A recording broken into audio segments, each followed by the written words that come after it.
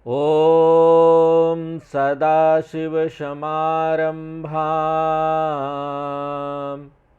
शङ्कराचार्यमध्यमाम् अस्मदाचार्यपर्यन्तां वन्दे गुरुपरम्पराम्। ॐ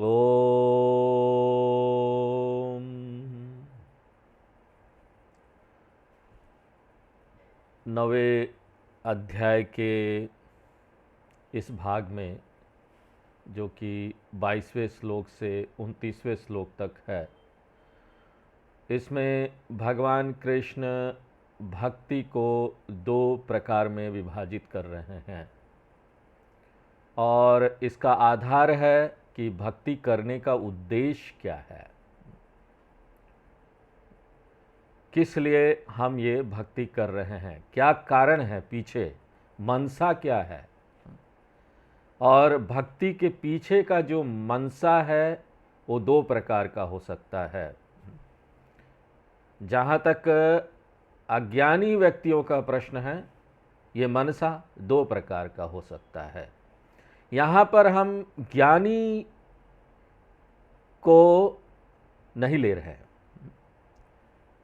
ज्ञानी के बारे में बात नहीं कर रहे हैं।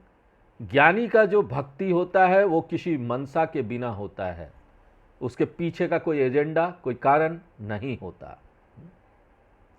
बिना कोई मनसा के भक्ति, कुछ नहीं चाहिए मुझे, ये जो भक्ति है ज्ञानी का, यहाँ इसके बारे में बात नहीं की जा रही। ज्ञानी का कोई मोटिव नहीं है। क्यों कोई मनसा नहीं होता? ज्ञानी का कोई भक्ति करने का कारण ही नहीं होता। क्यों नहीं होता? क्योंकि उसको अपने जीवन में कुछ भी प्राप्त नहीं करना, यहां तक कि उसको मोक्ष भी नहीं प्राप्त करना। क्यों? उसको मुक्ति प्राप्त हो गई, अब उसको क्या चाहिए? और धर्म, अर्थ और काम में तो उसकी दिलचस्पी है ही नहीं, क्योंकि धर्म और अर्थ और काम क्या है? वो सीमित है। मोक्ष क्या है? वो असीमित है। और असीमित में सभी सीमित सम्मिलित है। इसलिए ज्ञानी को यहां धर्म, अर्थ, काम, मोक्ष कुछ नहीं चाहिए। यही बात तीसरे अध्याय के 18वें श्लोक में कृष्ण भगवान बोलते हैं, नैव तस्य कृते नार्थ ना कृते नेह कश्चन न चास्य सर्वभूतेषु कश्चिद अर्थ व्यपाश्रयः। कृष्ण भगवान तीसरे अध्याय में बोलते हैं कि ज्ञानी का जो भक्ति है बिना कोई मोटिव के है, बिना कोई कारण के है, बिना कोई मनसा के है। और ये जो भक्ति है इसके बारे में यहाँ अभी इस संदर्भ में बात नहीं की जा रही है। यहाँ पर हम अज्ञानी का जो भक्ति है उसके बारे में बात कर रहे हैं। और जाहिर सी बात है कि जब हम अज्ञानी की भक्ति के बारे में बात कर रहे हैं तो यहाँ पर मनसा भी होगा, भक्ति करने का कारण भी होगा, कुछ ना कुछ एजेंडा तो होगा, हमको भगवान से कुछ चाहिए।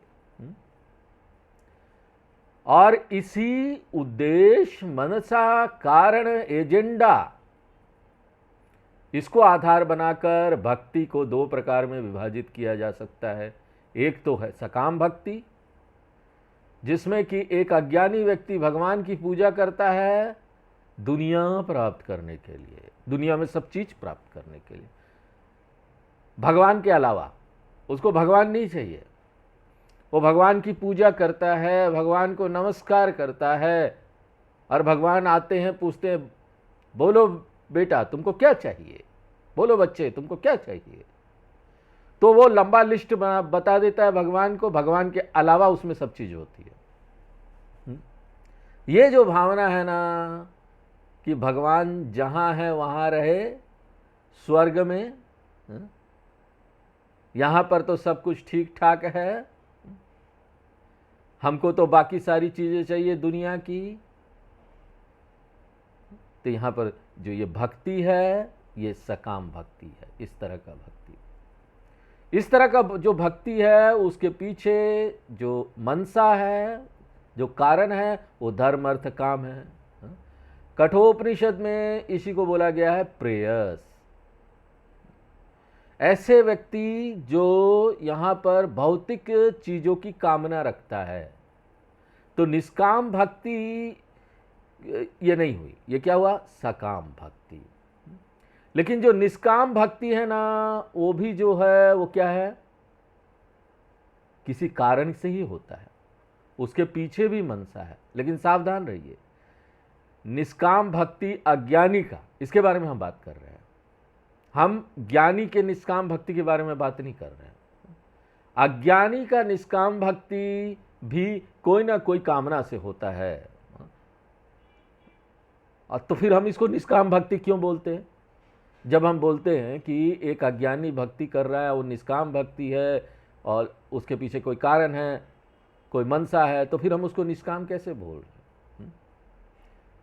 निष्काम भक्ति वो भक्ति है जिसमें भक्त दिलचस्पी नहीं रखता है दुनिया भर की चीज़ों में, उसको सिर्फ भगवान चाहिए। ये अज्ञानी का निष्काम भक्ति है। तो क्यों वो निष्काम है? निष्काम क्यों बोल रहे हैं उसको? क्योंकि वो भगवान के अलावा किसी और चीज़ में दिलचस्पी नहीं रखता, इसलिए उसको निष्काम भक्ति बोल रहे हैं। और निष्काम भक्ति में भी मोटिव है, मनसा है, कारण है, और वो क्या है? हे भगवान, हमको आपके अलावा यहां और कुछ नहीं चाहिए। एक भक्त भगवान को सुंदर प्रार्थना करता है, ये मुकुंद माला स्तोत्र है, उसमें से है, वो एक प्रार्थना है।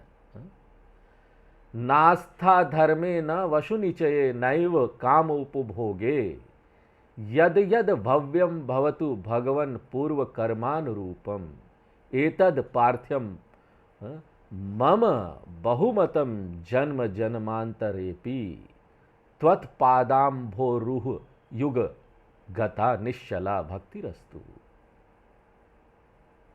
हे भगवान, मेरा यहाँ ना कोई इंटरेस्ट नहीं है, धर्म में मेरा कोई यहाँ पर दिलचस्पी नहीं है, अर्थ में मेरा कोई यहाँ दिलचस्पी नहीं है, काम में, और ना आस्था, कोई इसमें आस्था नहीं है मुझे, धर्म अर्थ और काम में। वसु निचये नैव काम उपभोगे, उसके भोग में भी कोई मेरी दिलचस्पी नहीं है, आस्था नहीं है। तो फिर क्या यहाँ पर उद्देश्य है? यदि यदि भव्यम भवतु भगवन पूर्व कर्मानुरूपम, हमारे कर्म के अनुसार जो हमको यहां मिल रहा है, मैं उसमें सेटिस्फाइड हूं। भज गोविंदम में भी शंकराचार्य जी बोलते, यल्लभ से निज कर्मोपातम वित्तम तेन विनोदय चित्तम। अगर यहां आप कुछ प्राप्त करना चाहते तो प्राप्त करने लायक सिर्फ क्या है? भगवान है। इसलिए यह भक्त क्या चाह रहा है? वो क्या बोल रहा है? त्वत् पादाम्भोरुह युग युगता निश्चला भक्तिरस्तु। अगर मुझे कुछ आपसे चाहिए तो मैं सिर्फ आप में ही दिलचस्पी रखता हूं भगवान। धार्मिक भाषा में, भक्ति की भाषा में, वो जो भक्त है वो बोलेगा मुझे आप में दिलचस्पी है भगवान, मुझे आप चाहिए। लेकिन वही अगर हम लोग वेदांत में आ जाते हैं तो वेदांत में यहाँ पर निजी भगवान की बात नहीं करते, फिर बोलते हैं निजी भगवान जो है ना वो सीमित है, दूसरी और चीज़ों की तरह, इसलिए हमको ये सीमित चीज नहीं चाहिए। हम तो भगवान की भक्ति कर रहे हैं। किस भगवान की भक्ति? सत्यम ज्ञान अनंतम ब्रह्म। यही जो भगवान सामने है मेरे मूर्ति रूप में, उसमें हम आह्वान करते हैं सत्यम ज्ञान अनंतम ब्रह्म का, और उसकी भक्ति करते हैं। तो जब हम भगवान के अलावा यहां कुछ नहीं चाहते, ऐसे भगवान जो प्रतीक हैं असीमित ब्रह्म का, और जब मैं तीव्र मुमुक्षु बन जाता हूं, मुझे मोक्ष चाहिए, मोक्ष के अलावा कुछ और नहीं चाहिए, तो उसको बोलते हैं निष्काम भक्ति है। ज्ञानी का कि अज्ञानी का? ये जो निष्काम भक्ति है ज्ञानी का नहीं है। ज्ञानी को क्यों चाहिए मोक्ष? वो तीव्र मुमुक्षु क्यों बनेगा? वो तो हो गया। ये जो निष्काम भक्ति है वो अज्ञानी का है। और कृष्ण भगवान इनडायरेक्ट यहां सुझाव दे रहे हैं। वो बोल रहे हैं देखो तुमको सकाम भक्ति से निष्काम भक्ति में आगे बढ़कर आना पड़ेगा, स्कूल से कॉलेज में आना पड़ेगा, ग्रेजुएट होना पड़ेगा। इसी को संकेत करते हैं प्रतीक की भाषा में। प्रतीक की भाषा को आपको समझना पड़ेगा। अगर इन श्लोकों का व्याख्या आप सही करना चाहते हैं, तो इन श्लोकों को अगर सही तरीके से समझना चाहते हैं तो आपको प्रतीक की भाषा समझनी होगी। और वो प्रतीक की भाषा क्या है? प्रतीक की भाषा ये है कि भगवान कृष्ण भगवत गीता में असीमित भगवान का प्रतिनिधित्व करते हो, प्रतीक है। असीमित भगवान या मोक्ष बोल रहे हो। कृष्ण भगवान क्या अर्थ हुआ? कृष्ण भगवान को प्राप्त हो जाना, कृष्ण भगवान को मिल जाना, उसकी भक्ति करना, यानी मोक्ष के लिए करना सब कुछ। भगवान जो है, बाकी जो भगवान है, दूसरे और जो भगवान है भगवत गीता में, वो क्या है? वो सीमित देवता है। वो हमको सीमित लक्ष्य की प्राप्ति कराएंगे। किस तरह के सीमित लक्ष्य? जैसे हम लक्ष्मी जी का पूजा करेंगे, लक्ष्मी देवी का, तो हमको पैसे मिल जाएंगे। वो सीमित है ना, खाली पैसा मिलेगा उनसे और कुछ नहीं।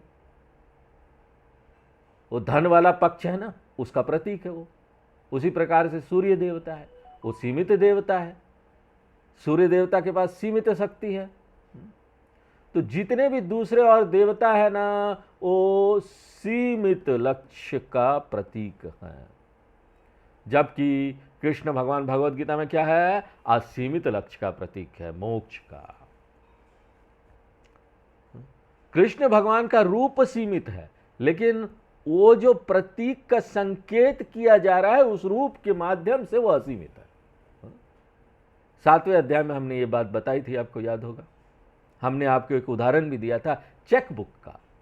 चेक बुक में कितने सारे पन्ने होते हैं ना, कौन सा पन्ना ज्यादा मूल्यवान है? आपका क्या उत्तर होगा? हम पूछेंगे कौन सा पन्ना ज्यादा मूल्यवान है? आप बोलेंगे सारे पन्ने एक है, इसमें तो आप जो लिख दीजिए, ज्यादा जिसमें लिखेंगे वही मूल्यवान होगा। किसी में आप 1 रुपया लिख दीजिए तो, और किसी में 1 लाख लिख दीजिए तो 1 लाख वाला मूल्यवान हो जाएगा। मैं उसको चुनूंगा, 1 लाख वाले को। तो ये जो पन्ना है ना, वो अपने आप में श्रेष्ठ या अश्रेष्ठ नहीं है।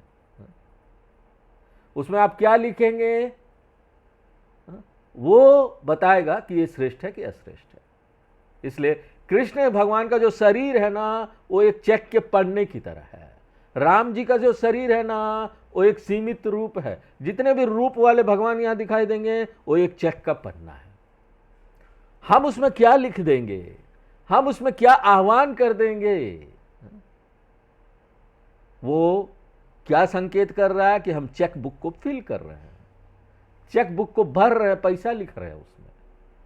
कृष्ण भगवान के शरीर को देखकर आप उसमें बोलेंगे यही तो ब्रह्म है, यही परमात्मा है, यही सत्यम ज्ञान अनंतम ब्रह्म है। तो कृष्ण भगवान फिर क्या हो जाएंगे? असीमित भगवान हो जाएंगे। और भगवत गीता में कृष्ण भगवान पूर्ण ब्रह्म है, वही असीमित भगवान है। इसलिए कृष्ण भगवान बोल रहे हैं कि दूसरे देवता जो असीमित देवता है, उसको पूजा करने के बदले तुम मेरी पूजा करो, क्योंकि सारे देवता मेरे में आ जाते हैं। इसका कारण क्या है? इसका सिंपल लॉजिक है, एक आसान सा तर्क कि असीमित में सारे सीमित आ जाएंगे। इसलिए कृष्ण भगवान बोलते हैं कि देवता, किसी भी देवता की पूजा करो। एक व्यक्ति पूजा करता है, वो सारा जो पूजा है ना, वो उस देवता को कैसे जाता है, किस माध्यम से? उस देवता को आप पूजा कर रहे हैं, तो उस देवता का पूजा कहां जाता है? कृष्ण भगवान को जाता है। वो सिर्फ माध्यम है, वो मुझे ही आता है, भगवान बोल रहे हैं। जिस तरह से एक व्यक्ति कोई भी अंग को छू ले, मेरे किसी अंग को, मेरे हाथ को छू ले, मेरे पांव को छू ले, हम क्या बोलेंगे? वो मेरा हाथ पांव को छू रहा, हम नहीं बोलेंगे, हम बोलेंगे वो तो मुझे छू रहा है। इसलिए पॉइंट नंबर 1 क्या हुआ? कोई भी पूजा आप करे वो कृष्ण भगवान को जा रहा है। अब यही बात अगर हम शिव पुराण पढ़ रहे हैं, अभी तो हम भगवत गीता पढ़ रहे हैं, मान लीजिए हम शिव पुराण पढ़ रहे हैं, तो शिव पुराण में क्या बोला जाएगा कि कोई भी पूजा ना शिव भगवान को जाता है। और अगर हम देवी भागवतम पढ़ रहे हैं तो वहां पर बोला जाएगा ना कोई भी पूजा है ना वो देवी जी को जाएगा। अब बताइए कौन सा सही है? सभी सही है। अगर आप इसके पीछे का सिद्धांत समझ जाए ना कि रूप नहीं, उसके अंदर क्या हम आह्वान करते हो महत्वपूर्ण है, ये हम समझ जाए ना तो ना हमको सभी सही लगेगा। चाहे वो शिव पुराण पढ़ो, चाहे देवी भागवतम पढ़ो, चाहे भगवत गीता पढ़ो। तो यहां पर भगवत गीता में आप कोई भी पूजा कर रहे, कहां जा रहा है? एकमात्र कृष्ण भगवान को। ये पहला पॉइंट है। दूसरा पॉइंट क्या है? कोई भी यहां पर परिणाम या कर्म फल है ना, वो देवता नहीं देते हैं। जो भी आशीर्वाद आता है एकमात्र कृष्ण भगवान से आता है। सिर्फ बात यह है कि वो उस देवता के माध्यम से आता है। कृष्ण भगवान उस देवता के माध्यम से सभी लोगों को आशीर्वाद देते हैं। इसलिए कृष्ण भगवान स्वीकार करते हैं पूजा को उन देवता के माध्यम से, आप जो उन देवता की पूजा कर रहे हैं, और कृष्ण भगवान फिर आशीर्वाद देते हैं उन लोगों को उन देवता के माध्यम से। तो दूसरा सिद्धांत जो हमको यहां समझना है प्रतीक की भाषा में, वो क्या है? क्योंकि ये सारे जो देवता है वो असीमित शक्ति का प्रतीक है, उसका प्रतिनिधित्व कर रहे हैं। तो अगर हम इन सब देवताओं की पूजा कर रहे हैं तो एक व्यक्ति को वो क्या, वहां पर क्या प्राप्त होगा? ये सब सीमित वाले हैं देवता है, तो सीमित चीज, सीमित लाभ ही प्राप्त होगा। उनके पास सीमित शक्तियां हैं। सूर्य देवता की पूजा करेंगे तो स्पेशलिस्ट होते हैं ना, डॉक्टर लोगों में भी स्पेशलिस्ट होता है। अगर आप यहाँ पर आंखों के डॉक्टर के पास जाएंगे और आपके दांत में दर्द हो रहा, बोलेंगे डॉक्टर साहब मेरे दांत में दर्द हो रहा है, तो आंखों का डॉक्टर बोलेगा ये मेरा डिपार्टमेंट नहीं है, आप दांत के डॉक्टर के पास जाइए, मैं सिर्फ आंख ही देखता हूं। उसी प्रकार से सभी देवताओं का अलग अलग विभाग है, डिपार्टमेंट है। लक्ष्मी जी सिर्फ पैसा देंगी, धन। सरस्वती भगवान सिर्फ ज्ञान देगी। हस्तयोर इंद्र, इंद्र भगवान हाथ के अधिष्ठान देवता है। तो यहां पर कोई भी देवता हो वो आपको आशीर्वाद देंगे सीमित शक्तियों का। इसलिए ये लोग इन देवता के पास जा सकते हैं अगर उनको सीमित फल प्राप्त करना है। तो इन देवताओं की पूजा किसमें आ जाएगा? प्रतीक की भाषा में, भगवत गीता की भाषा में, सकाम भक्ति में, कि कुछ प्राप्त करने के लिए हम कर रहे हैं। सिद्धांत क्या है उसको आपको ना स्पष्ट रूप से समझना पड़ेगा। सिद्धांत को दूसरे देवता जो है वो सीमित लक्ष्य की प्राप्ति आपको करा सकते हैं, सीमित फल दे सकते हैं। इसलिए ये लोग दूसरे देवता को के पास जाते हैं सीमित लक्ष्य प्राप्त करने के लिए, इसलिए वो साकाम भक्ति में आ जाएगा। और ये लोगों को असीमित फल चाहिए तो कहाँ जाना चाहिए? अगर आपको असीमित फल चाहिए तो आप किसी भी देवता के पास नहीं जा सकते, क्योंकि वो दे नहीं सकते। आपको यहाँ भगवत गीता के संदर्भ में असीमित लक्ष्य चाहिए तो किस देवता के पास में जाना पड़ेगा? कृष्ण भगवान के पास में। सिर्फ कृष्ण भगवान ही ये दे सकते हैं। इसलिए कृष्ण का भक्ति अगर आप कर रहे हैं तो वो क्या प्रतिनिधित्व करता है? निष्काम भक्ति। आप निष्काम भक्ति कर रहे हैं भगवत गीता के संदर्भ में। इसलिए कृष्ण भक्ति निष्काम भक्ति है। दूसरे और देवता की भक्ति, अन्य देवता यानी कृष्ण भगवान के अलावा जो देवता है, दूसरे और देवता की भक्ति क्या प्रतिनिधित्व करता है, क्या प्रतीक है? सकाम भक्ति का। शिवानंद लहरी में आता है, शंकराचार्य जी बोलते हैं कि दूसरे और दो देवता है ना वो लैया की तरह है। चावल का लैया बनता है ना, चावल भारी होता है, ठोस होता है, लेकिन चावल का लैया क्या फूंक मारो उड़ जाएगा। वहां पर शिवानंद लहरी में बोलते शंकराचार्य जी एकमात्र शिव भगवान है ना वही ठोस है, दूसरे और जो देवता है ना वो लैया की तरह उड़ जाएंगे, उनके सामने कुछ नहीं है। तो उस संदर्भ में, शिवानंद लहरी के संदर्भ में, शिव भक्ति का क्या अर्थ है? निष्काम भक्ति। दूसरे और देवता की भक्ति का क्या अर्थ है? सकाम भक्ति। इस सिद्धांत को याद रखिए और उसके बाद आप इस श्लोक को पढ़िए तो आसानी से समझ में आ जाएगा। कृष्ण भगवान बोलते हैं इस श्लोक में, ये प्यन्य देवता भक्ता। तो ये जो लोग हैं जो दूसरे देवताओं की पूजा करते हैं, मेरे अलावा दूसरे देवताओं की पूजा करते हैं, और किस तरह से करते हैं? श्रद्धयान्विता यजन्ते, वो श्रद्धा के साथ पूजा करते हैं। ये सारी देवता है, नवग्रह आदि देवता है, और उसमें भी सबसे प्रसिद्ध कौन है? नवग्रह में, नवग्रह देवता में सबसे प्रसिद्ध लोग जानते हैं, आज वो दिन भी है, शनिचर, शनि देव बहुत प्रसिद्ध है। जगह जगह शनि देवता का मंदिर है, वहां आप सरसों तेल चढ़ाइए, नमक आदि सब। इसलिए कृष्ण भगवान बोलते हैं कि ये ग्रह देवता आदि इनकी पूजा वो लोग करते हैं, लेकिन वो इस सत्य को नहीं जानते हैं कि वो जो उनकी पूजा कर रहे हैं, वो पूजा उन देवता को नहीं जाता है, सचमुच में उनके माध्यम से वो भगवान बोलते, कृष्ण भगवान मेरे पास ही आ रहा है, क्योंकि शनि देवता मेरे में सम्मिलित है, मेरे अंदर है। इसलिए तेपि मामेव कौन्तेय यजन्ते, ये लोग जो है ना वो मेरी ही पूजा कर रहे हैं, एकमात्र मेरी पूजा कर रहे हैं। जैसा कि मैंने आपको पिछले क्लास में बताया था,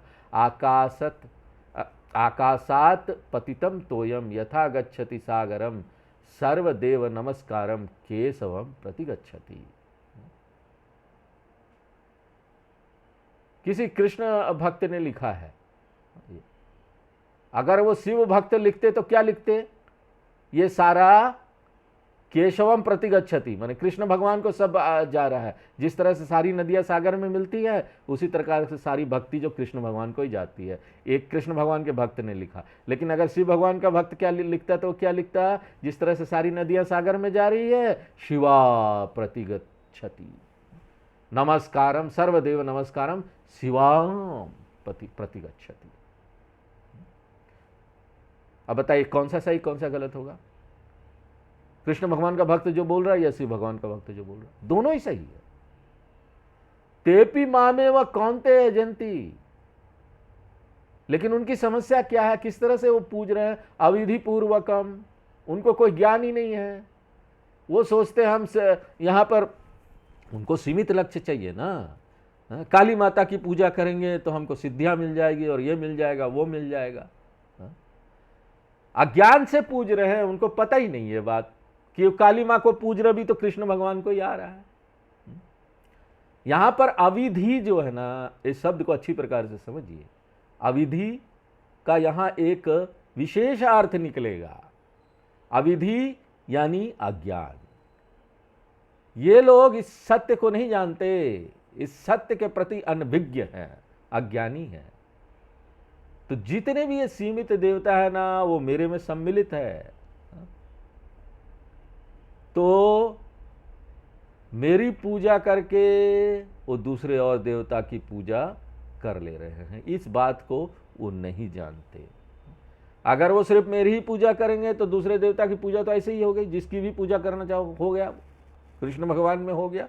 इसलिए हम लोगों ने अपनी आश्रम में एक रखा है कृष्ण भगवान बस क्योंकि हम लोग गीता पढ़ रहे हैं ना। ये संदर्भ आश्रम और हम लोग जो जीवन जी रहे हैं वो संदर्भ वो है। इसका मतलब नहीं है कि बाकी और देवता और देवी जितने भी काली माँ वगैरह सब है वो सब छोटे हो गए, ऐसा नहीं।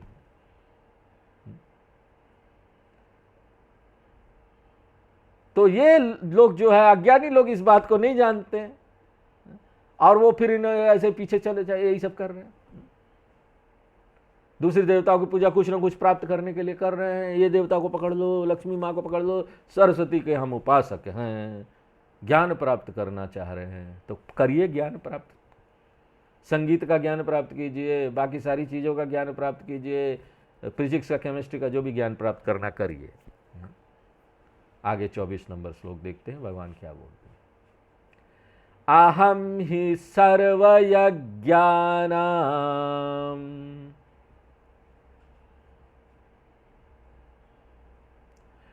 भोक्ता च प्रभुरेव च।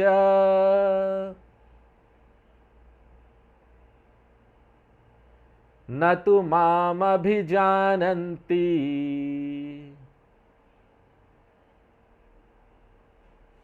तत्त्वेनातश्च्यवन्ति ते।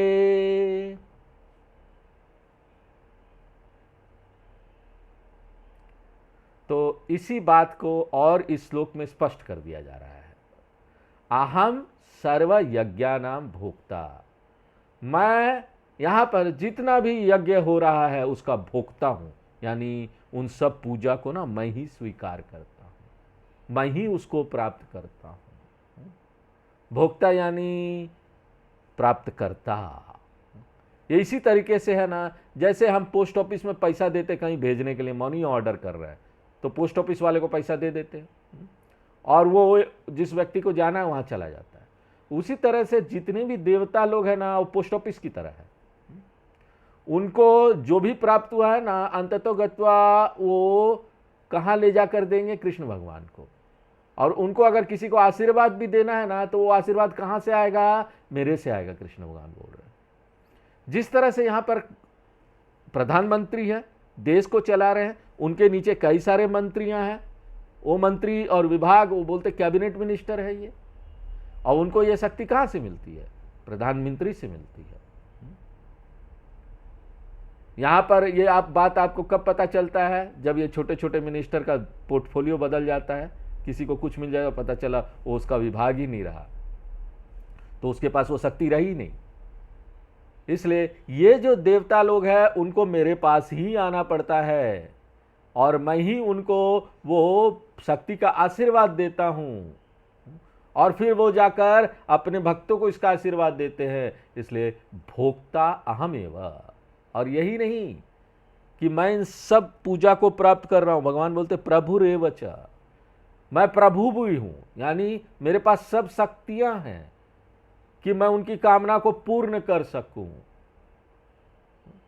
ये सब सीमित देवता नहीं, ये जो शक्ति है सीमित देवता के पास, वो कहां से आई है? कृष्ण भगवान बोलते मैं ही देता हूं, मैं ही उनको आशीर्वाद, जो उनके भक्त हैं उनको आशीर्वाद इनके माध्यम से देता हूं।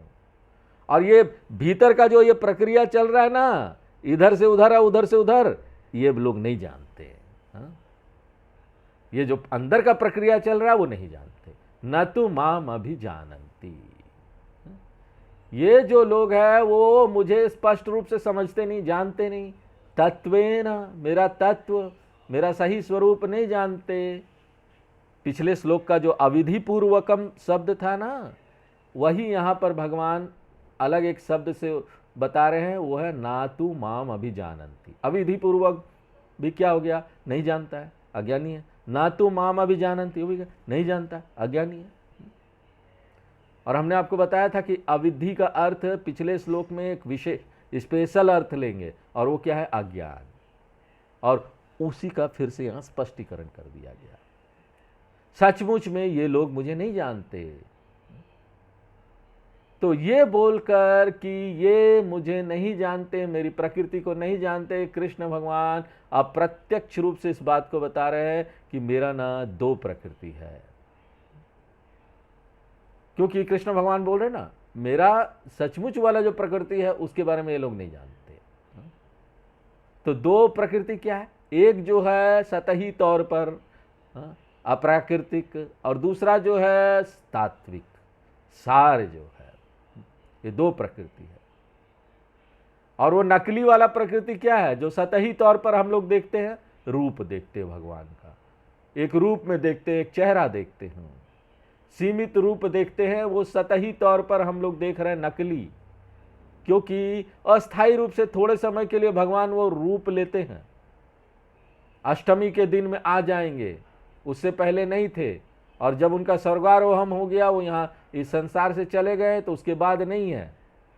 कृष्ण का शरीर नहीं था, वो विशेष शरीर माया मानुष वेशम वो नहीं था अष्टमी से पहले।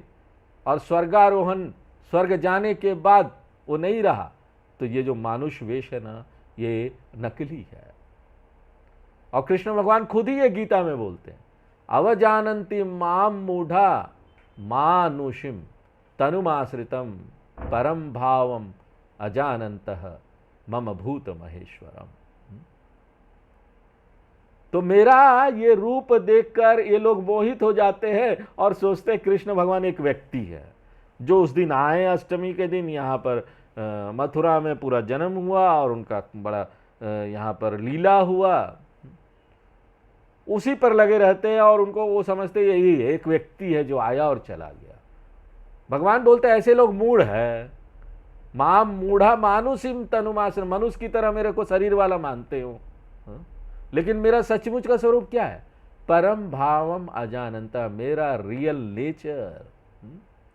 कठोपनिषद बताते हैं मेरा रियल नेचर अशब्दम अस्पर्शम अरूपम अव्ययम तथा रसम नित्यम अगंधवच्यत अनाद्यनंतम महता परम ध्रुवम निश्चाय तन्मृत्यु मुखात् प्रमुच्यते।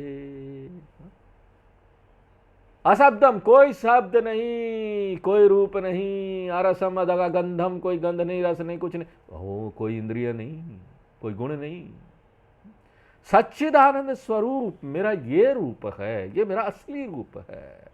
तो ये जो लोग है ना मेरे असली रूप को नहीं जानते, माम तत्वेन नहीं जानते, निर्गुण स्वरूपेन अवजानन्ति, वो मेरे इस पूर्ण स्वरूप को नहीं जानते और सोच लेते मैं वही अपूर्ण स्वरूप वाला वो कृष्ण भगवान हूं। तो इससे क्या होता है? वो मेरी पूजा करते हैं दूसरे देवता को छोड़कर, फिर भी ना वो असीमित को नहीं पूछते। क्यों? मेरे उच्च स्वरूप को नहीं जानते। मेरी पूजा कर रहे हैं, मुझे रूप में देख रहा है और वो कुछ और कुछ मांग रहे हैं। इसलिए मेरे पास आने के बाद भी ना वो क्या बोलते हैं, भगवान मेरा परिवार ठीक रहे और भगवान ये जो है ना मुझे मेरा नौकरी अच्छा रहे और मेरे नौकरी में ना हर महीने मुझे बढ़त, सैलरी का बढ़त मिलता रहे। तो यहाँ पर बोलते हैं कि एक दूध वाला था, उसने बहुत तप किया। भगवान आ गए एक दिन और भगवान ने पूछा, बोलो बच्चा तुमको क्या चाहिए? तो दूध वाले ने बोला कि भगवान मुझे ना ऐसा दूध का एक स्रोत दे दो जो हमेशा रहे, दूध मिलता रहे। तो भगवान ने बोला ठीक है चलो, दिया। और उसको भगवान ने एक बड़ा तालाब दे दिया दूध का, वो भी प्योर क्लीन साफ दूध, शुद्ध दूध। भगवान ने बोला कि यही नहीं कि मैंने तुमको ये दूध का तालाब दे दिया, अब इसमें से तुम जितना भी बांटोगे ना ये खाली नहीं होगा, ऐसे ही चलता रहेगा, इतना ही का इतना ही रहेगा, वो कम नहीं होगा, कभी खत्म नहीं होगा। तो दूध वाला सोचा बड़ा अद्भुत है भाई, बड़ा सुंदर है, आपने मुझे इतना आशीर्वाद दिया। और उसके बाद भगवान चले जाते हैं, लेकिन वो फिर भगवान को तुरंत ही बुलाता है, नहीं नहीं जाइए नहीं, क्या मैं भूल गया, एक महत्वपूर्ण और प्रार्थना है, एक और चीज मांगनी है, मैं भूल गया।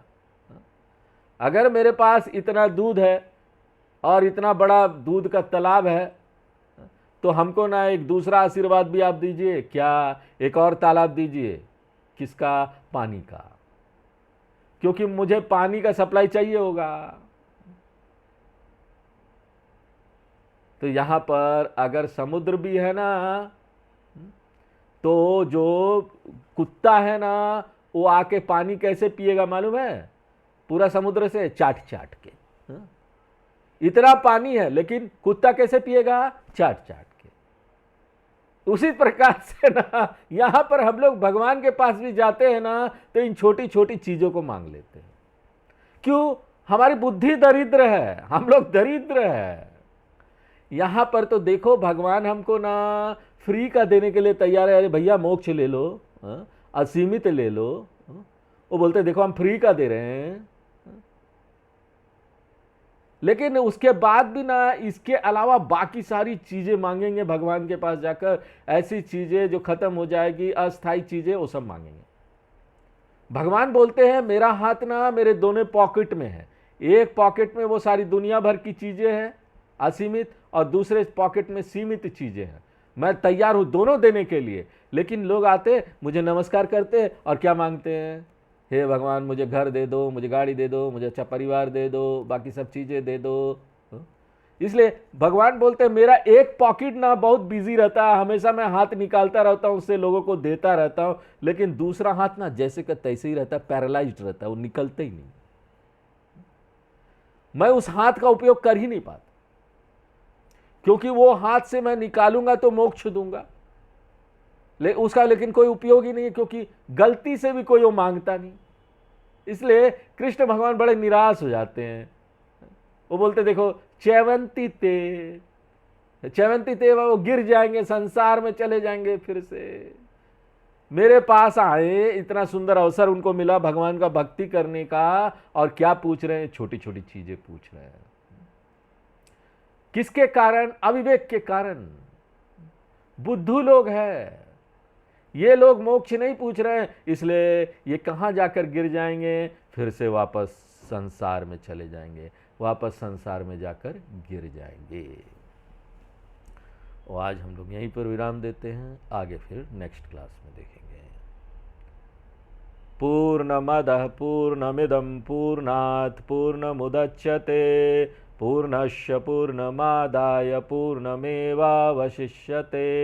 ओम शांति शांति शांति।